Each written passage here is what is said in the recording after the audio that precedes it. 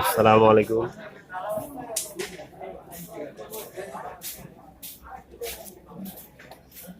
ইউনূস স্যারের প্রতি দৃষ্টি আকর্ষণ করে বলছি,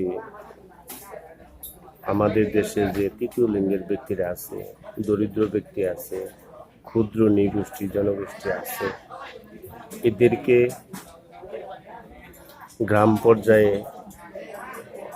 নিম্নমানের চাকরি দিলেও এরা যেন সম্মানে সসম্মানে নাগরিকত্ব সুবিধা ভোগ করে এবং মানুষের দ্বারা নির্যাতিত না হয়, এদের দ্বারা মানুষ যেন কোনো ক্ষতিগ্রস্ত না হয়, কাজের কোনো ব্যাঘাত না ঘটে, শৃঙ্খলা রক্ষার্থে এদেরকে চাকরির জন্য সুপারিশ জানাচ্ছি।